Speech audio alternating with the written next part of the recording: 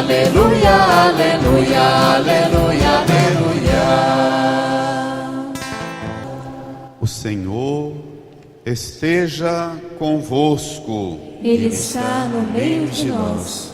Proclamação do Evangelho de Jesus Cristo segundo Mateus. Glória a vós, Senhor. Naquele tempo, Jesus começou a mostrar a seus discípulos que devia ir a Jerusalém e sofrer muito da parte dos anciãos, dos sumos sacerdotes e dos mestres da lei, e que devia ser morto e ressuscitar no terceiro dia. Então Pedro tomou Jesus à parte e começou a repreendê-lo, dizendo: Deus não permita tal coisa, Senhor, que isso nunca te aconteça. Jesus, porém, voltou-se para Pedro e disse: Vai para longe, Satanás. Tu és para mim uma pedra de tropeço, porque não pensas as coisas de Deus, mas sim as coisas dos homens. Então Jesus disse aos discípulos: Se alguém quer me seguir, renuncie a si mesmo. Tome a sua cruz e me siga. Pois quem quiser salvar a sua vida vai perdê-la, e quem perder a sua vida por causa de mim vai encontrá-la. De fato, que adianta o homem ganhar o mundo inteiro, mas perder a sua vida? O que poderá alguém dar em troca de sua vida? Porque o Filho do Homem virá na glória do seu Pai com os seus anjos. Então retribuirá a cada um de acordo com a sua conduta. Palavra da salvação. Glória a vós, Senhor. Aleluia, aleluia. Aleluia, aleluia. Aleluia, aleluia, aleluia. Aleluia, aleluia, aleluia, aleluia. Sentados, nos recolhamos num tempo de silêncio, em oração. No íntimo do nosso coração, peçamos ao Espírito Santo que abra nossa mente, nosso coração e nos faça compreender plenamente tudo o que essa palavra hoje nos revela. Rezemos. Amém. Irmãs e irmãos, no domingo passado, nós vimos Pedro fazer a sua profissão de fé, apresentar a Jesus o que é que a igreja crê. Quando Jesus, reunindo-se com eles lá em Cesareia de Filipe, fez uma avaliação sobre quem ele é na compreensão do povo e o que os discípulos pensam sobre ele. Os discípulos disseram que lá fora da igreja estava uma confusão, mas dentro da igreja Pedro professou: Tu és o Messias, o Filho do Deus vivo. Jesus o elogiou, o declarou feliz, porque não foi um ser humano que revelou isso para ele, mas o Pai que está no céu. Por isso eu te digo que tu és Pedro, e sobre esta pedra construirei o quê? Mais forte construirei o quê? A minha igreja. E o poder do inferno nunca Poderá vencê-lo. Eu te darei as chaves do reino dos céus. O que ligares na terra será ligado Nos céus. O que desligares na terra será desligado Nos céus. Tá bom. Continuou Jesus com os discípulos, caminhando com eles. E depois dessa profissão de fé tão bonita de Pedro, Jesus falou: então vamos voltar para o batente, vamos continuar a nossa caminhada de missão e nosso trabalho, e vamos chegar a Jerusalém, porque na verdade Cesareia de Filipe era o ponto mais distante do extremo de Israel para chegar em Jerusalém. É o caminho, é o ponto mais longínquo da capital. Jerusalém é a capital religiosa por causa do templo. Na religião judaica do povo do Antigo Testamento, somente no templo de Jerusalém, desde o ano 1000 a.C., quando Davi inaugurou o santuário de Jerusalém, nesse único templo de Jerusalém é que era permitido realizar um culto para Deus. O culto com os holocaustos, as oferendas, os sacrifícios, as oblações, único lugar. Naquelas capelinhas que tinham no país afora, chamada de sinagoga, era apenas o lugar da celebração da palavra. Você pode imaginar a Eucaristia, a liturgia da palavra celebrando lá nas capelas, mas o rito eucarístico do sacrifício de Cristo no altar somente aqui. Mais ou menos essa lógica. Jesus está no 3º ano de sua vida e ministério com os apóstolos.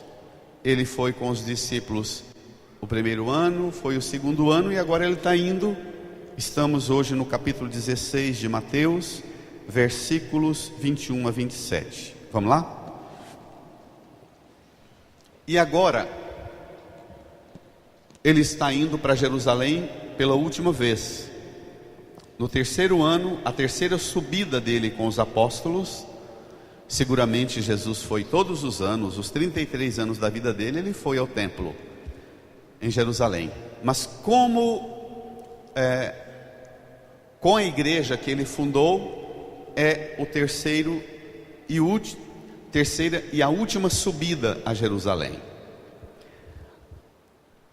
Depois da profissão de fé de Pedro, Jesus disse aos discípulos uma coisa muito interessante. Terminava o evangelho domingo passado dizendo assim: então Jesus ordenou aos discípulos que não dissessem a ninguém que ele era o Messias. E marcham seguindo viagem para Jerusalém. De repente, na estrada, Jesus vem com uma conversa atravessada. Vamos ver? Todos juntos? Naquele tempo, Jesus começou a mostrar a seus discípulos. Espera lá. Então lá em Cesareia de Filipe, os discípulos professaram que ele é o Messias. Jesus considerou isso um segredo. E agora vão, continuando a viagem para Jerusalém, e Jesus começa a mostrar também algumas coisas muito particulares sobre quem ele é. Ou, a grande pergunta que nós vamos ter que centrar nela daqui até novembro é: que tipo de Messias Jesus é? Domingo passado eu falei com os irmãos e irmãs sobre uma ideia que tem na doutrina e na catequese católica sobre o segredo messiânico. O Antigo Testamento, ao longo dos 1800 anos antes de Cristo, na vida e na história de sofrimento que o povo de Israel viveu, eles, de tanto sofrer, desenvolveram uma esperança que a gente chama de esperança messiânica. E o Antigo Testamento desenha vários tipos de Messias que eles queriam que viesse. É claro que Jesus vai se apresentar como um modelo de Messias que vai provocar uma decepção para os apóstolos e para a multidão. Vamos ver? Naquele tempo, Jesus começou a mostrar a seus discípulos, juntos, que devia ir a Jerusalém e sofrer muito da parte dos anciãos, dos sumos sacerdotes, e dos mestres da lei, e que devia ser morto. e ressuscitar no terceiro dia.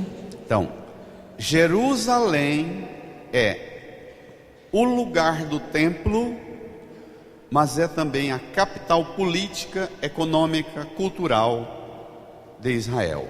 Não é só a capital religiosa, é a capital política, econômica, cultural de Israel.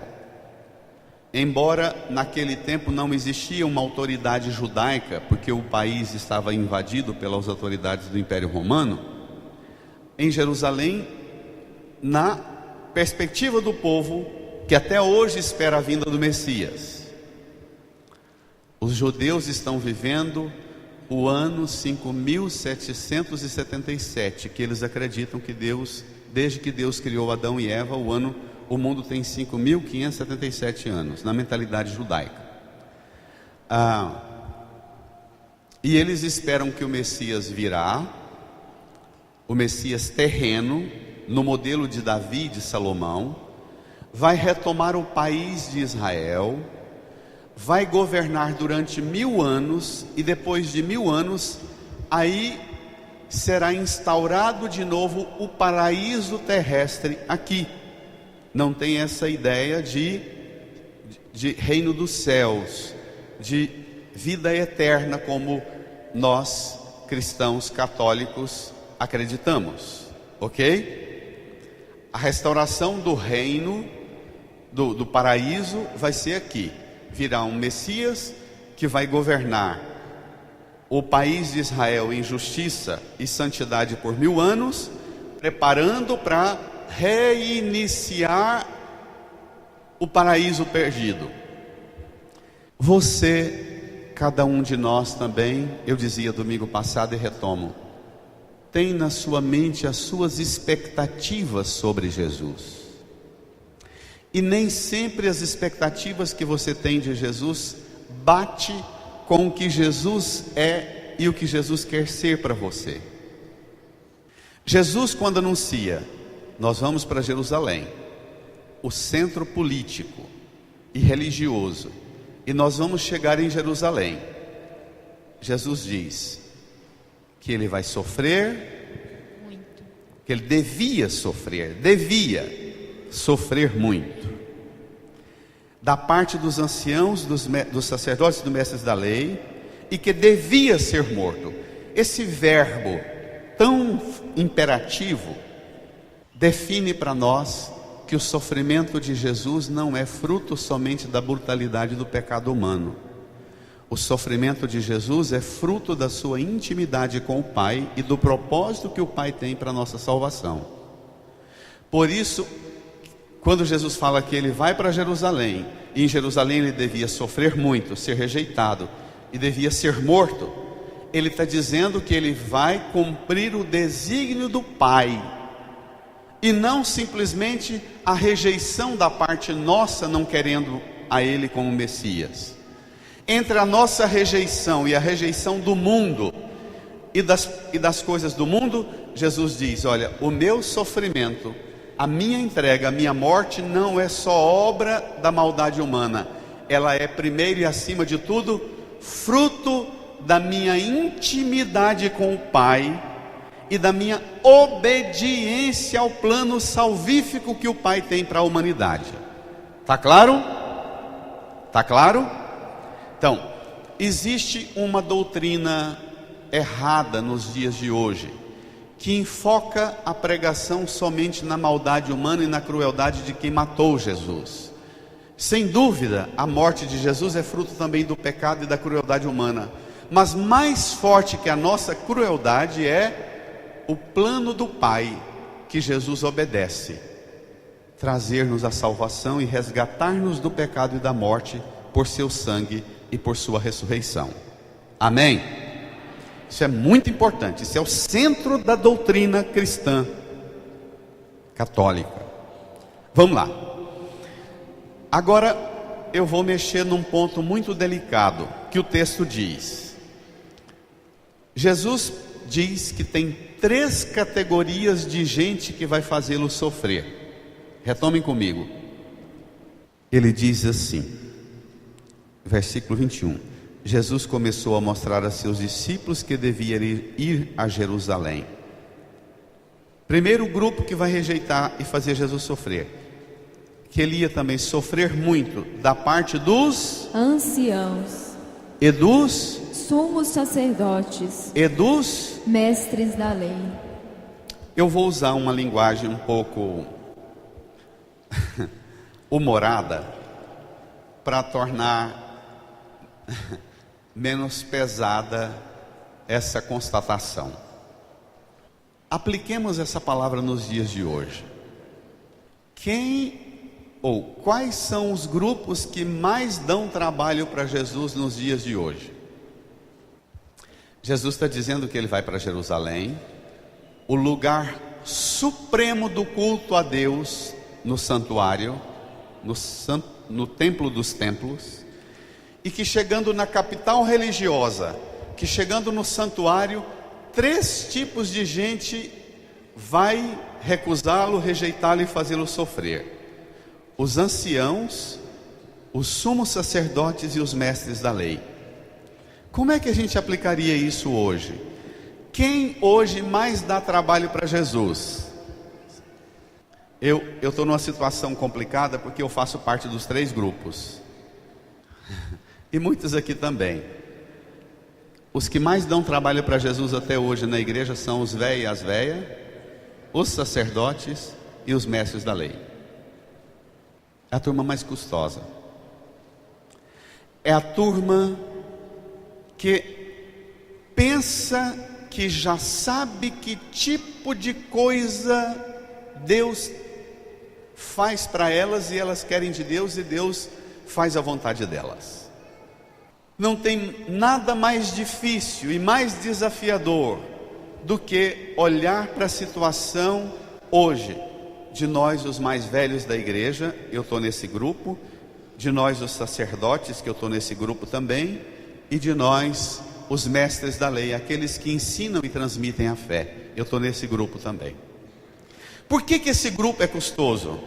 Porque nós vamos ficando mais velhos, ou vamos exercendo a nossa função na igreja, como ministro da Eucaristia, cantor, leitor, a equipe de apoio, ou a turma que ajuda nas festas, seja lá o que for. A gente começa a ter uma opinião fixa, uma ideia fechada. Eu acho que tudo que se propõe na igreja, os mais velhos dizem assim: não adianta nada, tadinho, esse padre não vai dar conta não. Eu estou aqui desde 1920, o padre fulano veio para cá, fez isso, não deu nada. O outro padre fulano veio, não deu nada. O outro padre até tentou, ele era bonzinho, santinho, mas não conseguiu nada. E a gente fica nessa lereia contando os fracassos dos pregadores. Tem muita gente na igreja que a única coisa que elas guardam bem é o relatório dos fracassos de tentativas de fazer alguma coisa na paróquia, na comunidade, desde quando ela está aqui. E também nós padres, às vezes, muitas vezes fazemos isso. Quando Jesus anuncia que esses 3 grupos são os grupos que recusam a Ele, nós mais velhos temos que olhar para as gerações mais novas e perguntar o seguinte: nós, quando falamos das coisas de Deus para as gerações mais novas, nós apresentamos a elas Deus e o plano de Deus, ou apresentamos a elas as nossas opiniões e os nossos palpites? E as gerações mais novas, as crianças, os adolescentes e os jovens, veem que o que a gente quer é só que elas se comportem do jeito que a gente quer, e a gente nem leva essa turma nova a uma experiência profunda de Deus, para que, estabelecendo uma relação com Deus, a partir do vínculo delas com Deus, elas descubram um caminho que é muito diferente, não é? Eu ficar lascando o dedo no nariz dizendo: você tem que fazer isso, você tem que fazer isso, você tem que fazer isso. A outra coisa é te ajudar a conduzir, a pôr-se na presença de Jesus, conhecer Jesus, conviver com Jesus, criar uma amizade com Jesus e descobrir o que Deus quer para a minha vida. É muito diferente. Na maioria das vezes, nós padres e os mestres da lei, os catequistas e os ensinadores da fé, nós os mais velhos da igreja, nós não transmitimos a fé e nem transmitimos para as pessoas uma ajuda que as conduza a experimentar Deus. Nós conduzimos as pessoas a terem acesso às nossas opiniões rígidas. E se elas não fazem, a gente ainda lasca o dedo no nariz dizendo que você está perdido. Prestemos atenção, o que é uma pessoa que se fecha sobre as suas próprias experiências e as suas próprias expectativas, e que não abrem mão e não pensam mais que precisam de conversão e de mudança de mentalidade, de metanoia, mudar a mente para mudar a meta. Versículo 22, leia comigo. Quando eu falo nós véi e nós véia, é todo mundo com mais de 40, tá? Até 40 é subindo, depois de 40 é descendo. Pode morrer com 120 anos, mas de 40 para frente é descendo. Os nervos é outra coisa, a paciência é outra coisa, o estômago é outra coisa, tudo é outra coisa. Passou dos 40, acabou. Entendido? O organismo da mulher para gerar crianças, ali tem duas obstetras e um anestesista que sabem disso. Até o organismo depois dos 40 muda, não muda? Tudo muda. Então, até 40 a gente sobe, porque a nossa vida também é em função do plano de Deus para a criação, a geração dos filhos, a educação, e depois a nossa missão é outra. Olha como é que a gente reage. Vamos ver? Quando Jesus anuncia seu sofrimento e sua morte, versículo 22, de novo Pedro, todo mundo, então Pedro tomou Jesus à parte e começou a repreendê-lo, dizendo, prestemos atenção, você pode imaginar a cena de Jesus dizendo para você quem ele é, e Pedro confessou domingo passado que ele é o Messias, o Filho de Deus vivo, não foi? E Jesus ainda falou que quem revelou isso para ele foi o Divino Pai Eterno, não foi opinião humana, não foi? Agora Pedro pega Jesus, leva Jesus num lugar à parte e repreende Jesus. Minha gente, é muita ousadia. Nossa, porque Pedro aqui representa a voz e a atitude da igreja. Nas atitudes de Pedro, tanto confessando a fé domingo passado, quanto confessando sua fraqueza, porque domingo passado ele confessou quem é Jesus, mas hoje ele mostra quem ele é na fraqueza dele. Isso também é muito importante.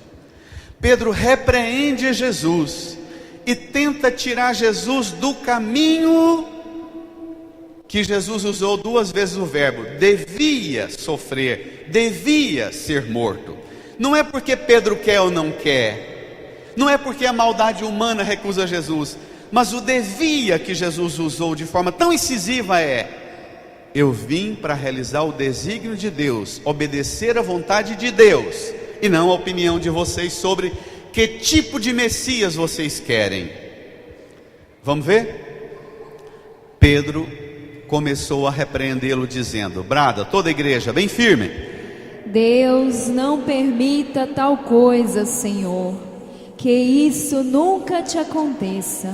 Irmãs, irmãos, quantas vezes nós já rezamos assim com Jesus? Quantas vezes Jesus diz algumas coisas para a gente e a gente pensa assim, será? Deus me livre, Jesus não aceita nunca que isso aconteça comigo. Deus não permita tal coisa, Senhor, que isso nunca te aconteça. Imagina, na doutrina do povo, Pedro era judeu, seguidor da tradição do Antigo Testamento e caipira. Era uma mentalidade bem rígida, porque era um homem do interior, um pescador, é o tipo da pessoa que vai consolidando uma vida e uma experiência de Deus, mas de forma bem rígida. Ele não abre muita mentalidade. A gente velho do interior e da roça, a gente vai ficando com a cabeça bem fechada. Pedro diz: não, nós aprendemos que até o Antigo Testamento fala que a mais pavorosa humilhação que um ser humano pode receber é ser dependurado no poste, pregado na cruz. Essa era considerada uma das maldições mais pesadas para o povo do Antigo Testamento. Jesus fala que vai passar por isso, e Pedro fala: não vem, porque não é isso que eu aprendi a esperar de você, não é isso que eu quero de você, não é essa opinião que eu tenho sobre Messias. Eu falei domingo passado lá em Cesareia de Filipe que tu és o Messias, o Filho de Deus vivo, mas o Messias que eu falei não é esse tipo não. O Messias que eu falei é um Messias glorioso, poderoso, que me traz a bênção, que me traz a vitória, que me traz as conquistas. Essa doutrina de tantos pregadores católicos, na maioria os evangélicos pregam. Um Deus que traz um reino das glórias vãs aqui de baixo. Você dificilmente vai assistir um programa na televisão ou no rádio de algum pastor ou padre escutando o testemunho das pessoas dizendo que depois que eu encontrei Jesus, eu fiquei desapegado dos meus bens, eu passei a viver a solidariedade, o respeito, eu me tornei uma pessoa honesta e correta. Esse tipo de testemunho não faz sucesso em programa de televisão e não rende dízimo e oferta na igreja. O que rende dízimo é: depois que eu passei a dar meu dízimo na igreja e minha oferta, Deus me honrou e me abençoou. Agora meus negócios avançaram, não é? São sucessos, conquistas. Essa pregação, ela não é a de Cristo, do Messias Cristo. Essa pregação é do capeta. Satanás, em cima de um monte, mostrou os reinos desse mundo para Jesus e a sua glória e falou: tudo isso me pertence, se te prostrares em adoração diante de mim, tudo isso eu te darei. Esses padre e pastor que mostram as glórias do mundo e fala que você vai ser dono delas se você der dízimo e oferta, são operários do capeta, Satanás. Eu preciso ter coragem de falar isso, porque é o que está acontecendo. E Pedro tem um pouco essa compreensão. Pedro diz a Jesus: não, Deus não permita tal coisa, que isso nunca te aconteça. Imagine, você é o Messias, aquele Messias que Elias falou sobre ele, Moisés falou sobre ele, aquele Messias glorioso, poderoso, que virá para reconstruir Jerusalém, os seus muros, fazer uma muralha gigantesca ao redor do país de Israel e pôr os abençoados dentro do país, e quem estiver do lado de fora, os pagãos e outras religiões do mundo, vão ser dominados como escravos e trarão os seus bens de além-mar para nós aqui dentro, porque nós é que temos a bênção. Tem muitas igrejas que pregam esse messianismo desse jeitinho até hoje. Vem para cá, para a igreja, que você vai ter a bênção e proteção, e todo mundo vai te servir. Essa também é uma das expectativas mais fracas na interpretação da Bíblia. Quando Pedro quer tirar Jesus do caminho da cruz, aí acontece uma coisa muito séria, muito forte. Vamos ver? Versículo 23. Todo mundo. Jesus, porém, voltou-se para Pedro e disse. Você pode imaginar o gesto de Jesus. Pedro pegando Jesus, arrastando ele para um lado, dando a bronca, e Jesus olhando assim de boa, olhando para o chão, olhando para o infinito. Aí Jesus se volta para ele e fala: rapazinho, presta atenção quem você é. Leia. Voltou-se para Pedro e disse: brada toda a igreja, vai para longe, Satanás. Tu és para mim uma pedra de tropeço, porque não pensas as coisas de Deus, mas sim as coisas dos homens. Repitam comigo: todas as vezes Todas as vezes que eu penso as coisas que eu penso as coisas como os homens como os homens e não como Deus, e não como Deus, eu sou, eu me transformo me transformo numa pedra de tropeço numa pedra de tropeço na minha vida pessoal, na minha vida pessoal, na família, na igreja e no mundo. Jesus tomou Pedro e falou: tu és Pedro, e sobre esta pedra construirei, e o poder do inferno nunca poderá vencê-la. Mas tem uma coisa que pode vencer, não a igreja, mas pode vencer Pedro, a mim e a você. O inferno nunca vai vencer a igreja, mas o capeta pode vencer a mim e a você, se nós corrermos o risco de ter uma opinião própria sobre Jesus. Todas as vezes que nós queremos ter um pensamento sobre Jesus do jeito que eu acho, e não do jeito que Cristo revelou à igreja e a igreja deve ensinar, nós nos tornamos não uma pedra na construção, mas nos tornamos uma pedra de... Irmão, hoje é dia de cada um de nós fazer a seguinte pergunta: pelo meu fraco testemunho, quantas as pessoas eu já tornei tropeçando nas coisas, no falso testemunho que eu dei? Quantas pessoas já caíram na fé porque eu dei um testemunho errado de Jesus? Isso existe? E é assim, e funciona assim. Quando uma pessoa cai na igreja, erra,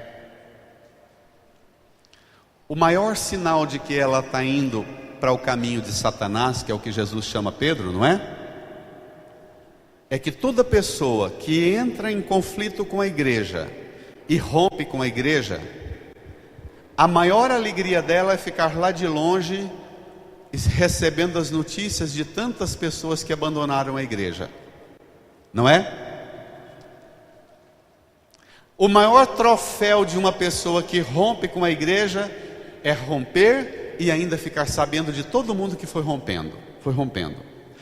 Geralmente, a pessoa que vive o caminho errado, ela nunca se contenta em ir sozinha para a lama.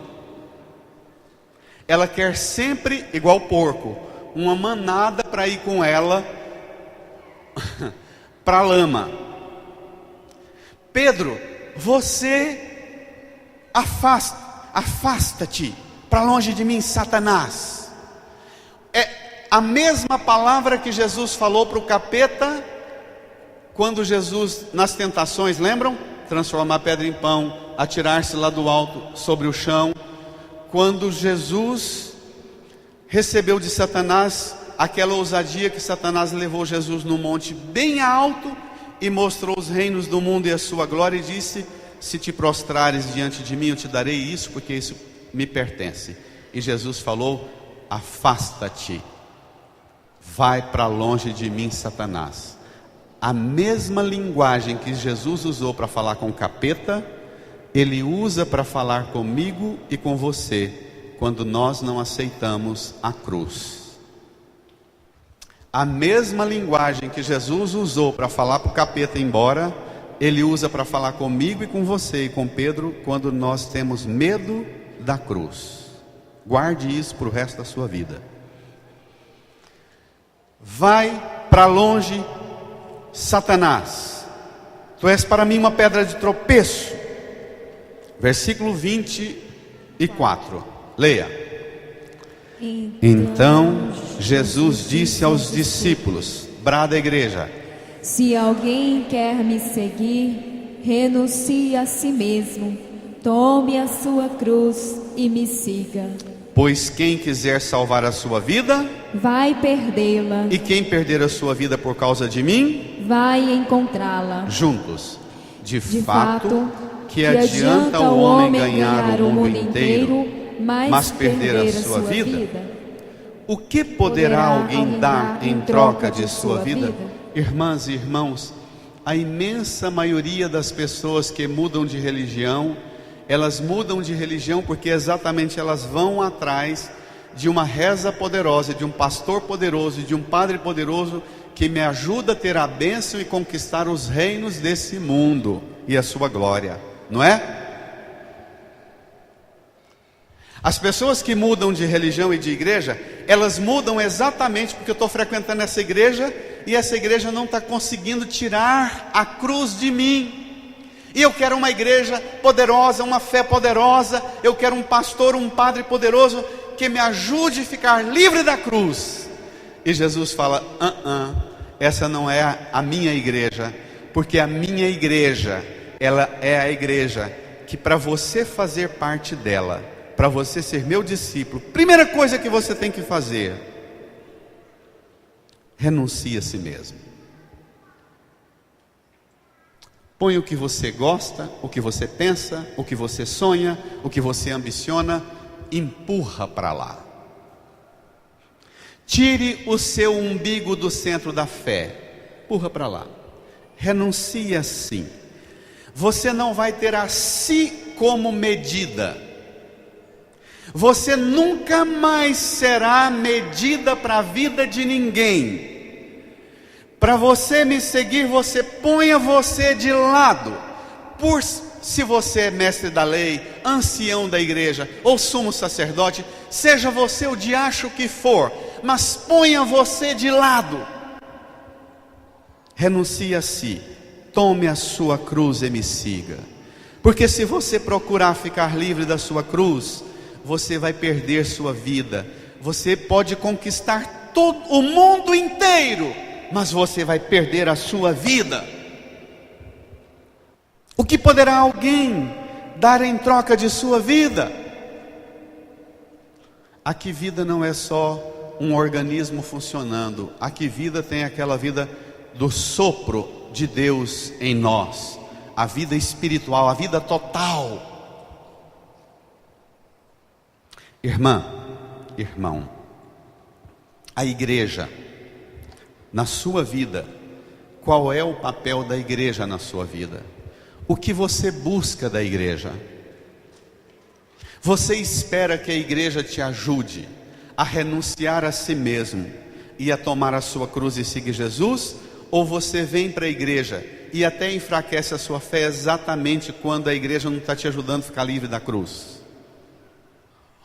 Essa cruz não é você sair dali, quebrar um poste de energia e fazer uma cruz, pôr no ombro e sair andando para tudo quanto é lugar, para essa cruz esfolar. E quanto mais esfolado você ficar, mais discípulo e discípulo de Jesus. Não. Essa cruz, ela é invisível. Ela tem outros nomes. Essa cruz, ela pode se chamar paciência. Ela pode se chamar fidelidade no matrimônio. Ela pode se chamar honestidade. Ela é uma cruz invisível, não é? Ela pode se chamar temor a Deus, amor ao próximo. Ela tem muitos nomes. Essa cruz é invisível. É aquela cruz de você levantar de madrugada e ir para o seu trabalho sem querer. Seu corpo está morrendo de vontade de ficar na cama e você levanta de madrugada porque você quer dar o sustento e a responsabilidade na sua família. Essa cruz não se trata tanto de um pedaço de madeira no seu ombro, mas essa cruz é a sua missão e a sua vocação no mundo. Amém? Essa é que é a sua cruz. E talvez ela seja muito mais difícil de carregar do que se fosse aquela cruzona lá no seu ombro arrastando. Tem muita gente que trocaria a sua missão, o desgaste de conviver com uma mãe custosa, com um pai custoso, com um filho custoso, com um marido enjoado, com uma esposa enjoada. Padre, para ficar livre desse enjoo, eu carrego o tamanho de cruz que o senhor quiser. Só que a sua cruz é Ele, sua cruz é ela. Não é um pedaço de pau, não. Amém? De verdade. Essa é a sua cruz. Versículo 27, leia. Todo mundo. Porque o Filho do Homem virá na glória do seu Pai, continua, com seus anjos, e então retribuirá a cada um de acordo com a sua conduta. Ok? A sua conduta conta. Quando teve a reforma protestante, os irmãos protestantes defendiam a seguinte tese: que só tinha duas coisas. A salvação só vinha pela fé, e a fonte da fé é só a Escritura. Só a fé e só a Escritura. Não tem igreja, não tem mediação nenhuma. Hoje Jesus ensina para nós que tem sim mediação, que tem a igreja, e que nós precisamos da igreja. E nós precisamos de uma igreja que ajude a gente a identificar qual é a minha cruz. Tome comigo a segunda leitura. O que é a sua cruz? Tome. Carta de Paulo aos Romanos. Lindo esse texto. Leiamos juntos. Pela misericórdia de Deus, eu vos exorto, irmãos. Para lá. Quando alguém perde a paciência e diz assim: pela misericórdia de Deus, eu te exorto, é porque o trem está sério, não é? Ninguém fala assim, de boa, alegre, passeando no domingo de manhã, ou na pizzaria comendo. Ninguém de repente muda o assunto e fala: pela misericórdia de Deus eu te exorto, irmã, irmão, pai, mãe, esposa e esposo. Exorto o quê? Leia. A vos oferecerdes em sacrifício vivo, santo e agradável a Deus. Este é o vosso culto espiritual. Olha aqui para o altar. Aqui no altar, enquanto a igreja apresenta o pão e o vinho, que serão transformados, transubstanciados no corpo e no sangue de Cristo, você também tem que se apresentar diante do altar como uma oferenda, um sacrifício vivo, santo e agradável a Deus, um culto espiritual. Significa que o culto que vocês prestam para a igreja não é só enfiar a mão no bolso e dar dízimo e dar oferta, como muitos pregadores falam, não. O culto mais importante a prestar na igreja não é o dízimo e nem a coleta que eu dou na missa ou no culto na minha igreja. A oferenda mais importante que eu preciso realizar é me oferecer num sacrifício santo, vivo e agradável a Deus. Eu pergunto: você hoje, diante desse altar, você é uma oferta santa e agradável e viva que você apresenta para Deus? Ou tem que tirar umas sujeirinhas? Como é que você se torna numa oferenda viva, santa, agradável a Deus? O apóstolo não te abandona não, ele te ensina. Versículo 2, leia. Primeira regra: não vos conformeis com o mundo. Irmão, o mundo não é a referência para nós que seguimos Jesus. O mundo não é. O shopping não é. O sucesso das conquistas dos reinos desse mundo não é para nós a referência. Amém? Nossa fé não se mede pelo tanto de coisa do mundo que nós conquistamos, como muitos pregadores católicos e evangélicos picaretas, operários do capeta, pregam por aí.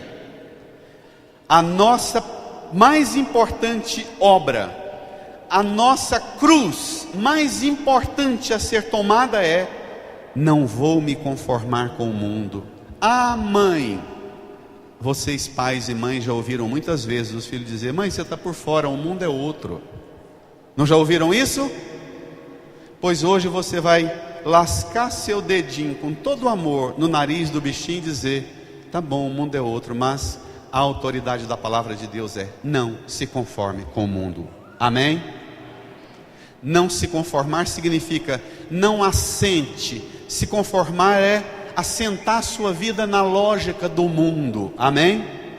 A partir de hoje, as aberturas do mundo, a mentalidade do mundo, o mundo moderno, avançado.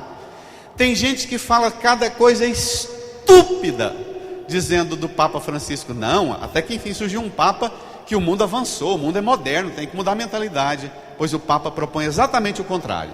Papa Francisco propõe exatamente que a gente não entre na onda de conformar-nos com o mundo. Leia: não vos conformeis com o mundo.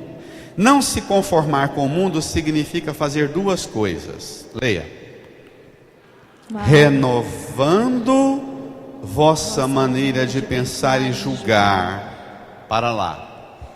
Isso é metanoia, não é?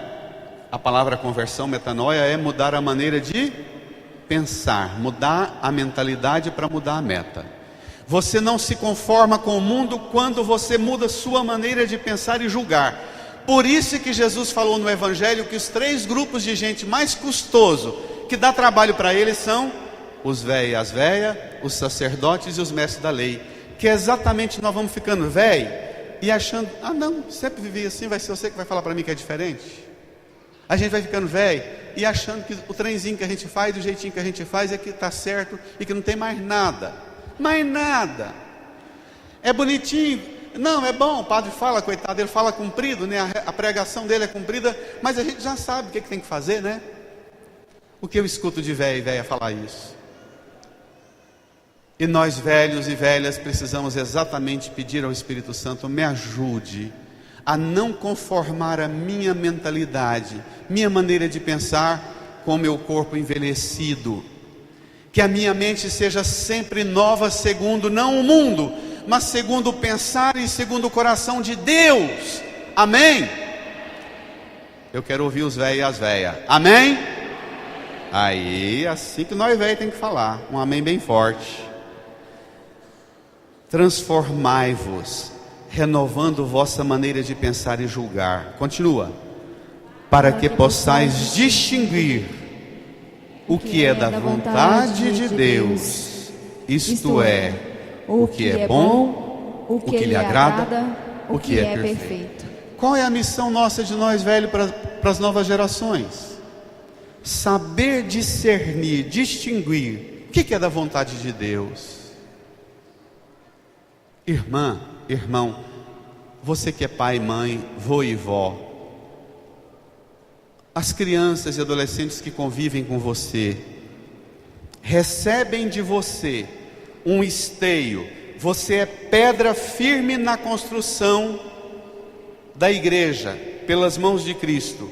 Você é instrumento de Cristo na vida das novas gerações, para ajudar essas novas gerações a distinguir o que é da vontade de Deus, o que é bom, o que agrada a Deus e o que é perfeito. Se não, fique esperto e comece a espernear. Muda a sua maneira de pensar, muda a sua maneira de julgar as coisas. Pai, mãe, vô e vó, mude sua maneira de pensar e de julgar as coisas, porque senão você está lascando a sua vida e lascando as novas gerações que você tem uma responsabilidade para com, não a vida, mas para com a salvação delas. Amém? Você não tem responsabilidade com a vida, você tem responsabilidade com a salvação delas. Incline a sua cabeça, põe a mão no seu coração, feche os seus olhos, se apresente a Jesus. Não se esqueça que depois dessa bronca que Jesus deu em Pedro, você pode voltar para sua casa e ler o capítulo 17. Pedro fica tão machucado, magoado porque Jesus chamou ele de Satanás. Pedro fica tão abatido e triste, que Jesus pega Pedro, Tiago e João e sobe com eles em cima de uma alta montanha e transfigura diante deles, para dizer: ô Pedro, eu te xinguei, porque você precisa pensar as coisas de uma maneira nova, Pedro. Você precisa renovar sua mentalidade, Pedro. Eu te xinguei, sobe comigo aqui na montanha, com Moisés e Elias. Vem ouvir o Pai Eterno dizer para você que eu sou o filho amado dele, que você precisa me escutar, Pedro. Sobe comigo a montanha, Pedro. E você agora, depois de levar uma boa bronca de Jesus, peça a Jesus que te ajude a reconstruir sua vida de fé, recompor seu caminho e seu segmento como discípulo e discípulo de Jesus. Peça ao Senhor para te devolver a coragem para renunciar a si mesmo, para tomar a sua cruz e seguir Jesus. O Senhor não te abandona apesar da sua fraqueza. O Senhor não se recusa a caminhar conosco. Ele chama-nos a caminhar com Ele também, a subir a Jerusalém e a oferecer com Ele a nossa vida num sacrifício santo, vivo e agradável a Deus.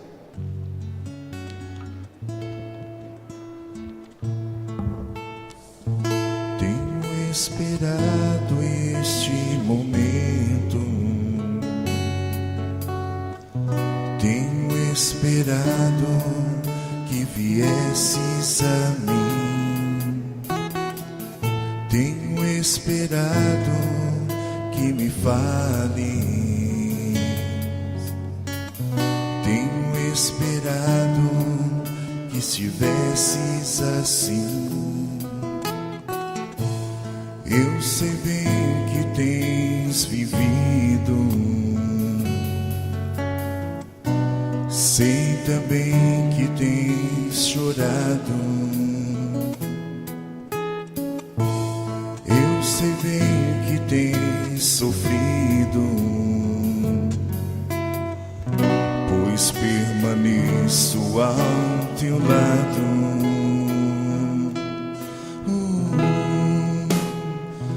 Ninguém te ama como eu, ninguém te ama como eu. Olhe pra cruz, esta minha grande prova. Ninguém te ama como eu, ninguém te ama como eu, ninguém te ama como eu. Olhe pra cruz, foi por ti, porque eu te amo. Ninguém te ama como eu. Eu sei bem o que me disse, Ainda que nunca me fale, ainda que nunca me fale. Eu sei bem que tem sentido, ainda que nunca me reveles, ainda que nunca me revele. Tenho andado ao teu lado, junto a ti permanecido. Eu te levo em meus braços, pois sou teu melhor amigo.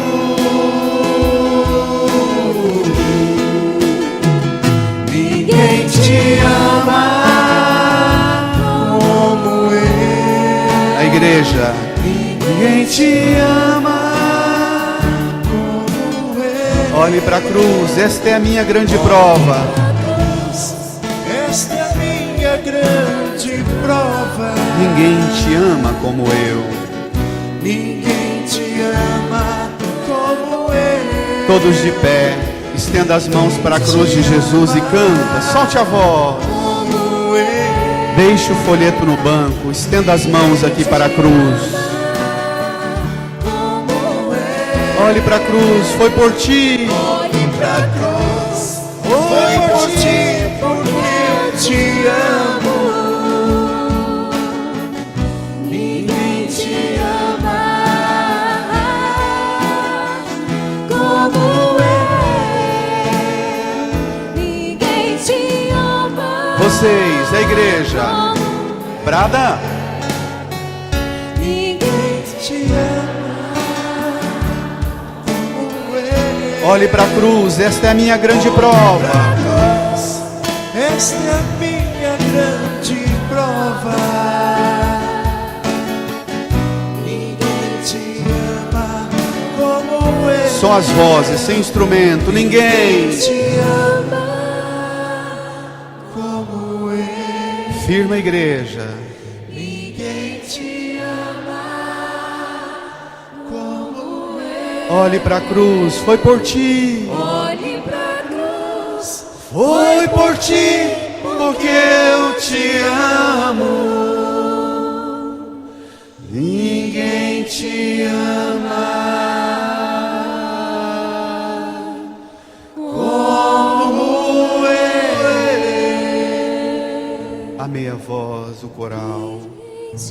A igreja estende as mãos para a cruz de Jesus e reze comigo. Jesus, Jesus, o Senhor anunciou o Senhor anunciou que devia sofrer, que devia sofrer, que devia morrer. que devia morrer. E Pedro assustou. E Pedro assustou. E nós, a igreja, E nós, a igreja, também assustamos. também assustamos.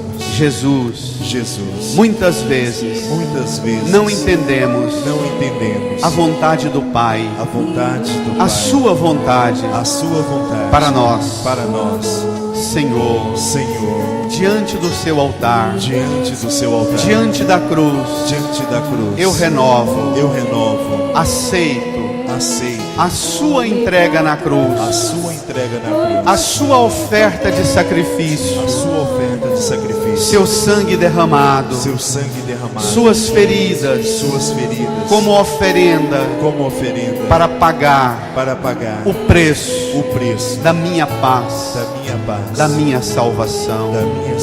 Jesus, diante do altar, diante da cruz, põe a mão no seu coração e reze. Eu também hoje ofereço a minha vida em sacrifício vivo, santo, agradável, um sacrifício espiritual. Eu ofereço toda a minha renúncia a mim mesmo. Eu ofereço a minha disposição em renovar minha maneira de pensar, de julgar e de ensinar o que é bom, o que agrada a Deus, o que é da vontade de Deus. Jesus, eis-me aqui. Quero ser hoje uma hóstia viva, um sacrifício vivo no seu altar. Jesus, eu renuncio a mim mesmo.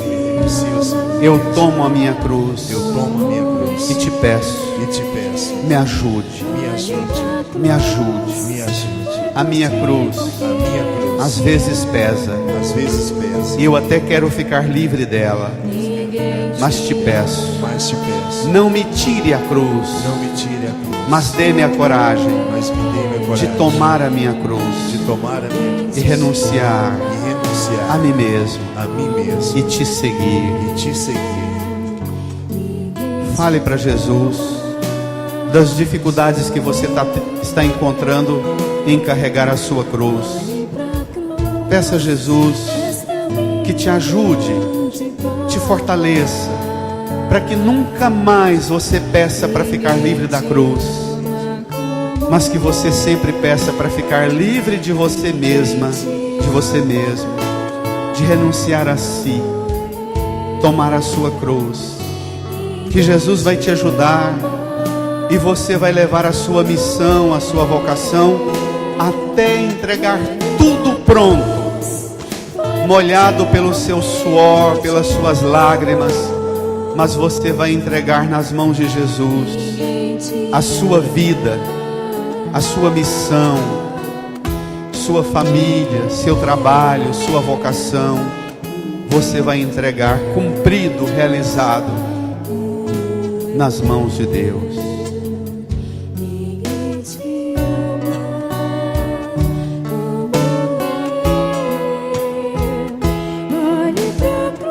Abra seus braços, como Jesus abriu os braços dele na cruz. Abra seus braços e comece a agradecer a Jesus, porque Ele deu a vida por você, porque Ele salva você de você mesmo, de você mesma, porque Ele ajuda você a encontrar uma vocação, uma missão no mundo. Agradeça e louve, porque é Ele que muda a sua maneira de pensar, de julgar, de agir. Louve o Senhor, glorifique o nome do Senhor. Obrigado, Jesus. Te louvamos, te glorificamos, te agradecemos por nossa vida, nossa vocação e nossa missão, por nossa cruz. Obrigado. Nunca mais eu pedirei que o Senhor me tire a cruz, mas me dê forças para carregá-la. Obrigado, Jesus. Obrigado, Senhor. Te louvamos. Levante as mãos bem alto para o céu e canta. Termina cantando, igreja. Ninguém te ama como eu. Olhe para a cruz, esta é a minha grande prova. Esta é a minha grande prova. Ninguém te ama como eu. Só as vozes. Ninguém te ama Brada, igreja. como eu. É Jesus te falando, igreja. Ninguém te ama como eu. Olhe para a cruz. Olhe pra cruz. Foi por ti. Foi por ti. Porque te amo. Eu te amo. Ninguém te ama. Ninguém te ama como eu. Dirija-se a quem está do seu lado, dê um abraço, deseja a paz de Jesus. Diga para quem está do seu lado: coragem, Jesus está com você.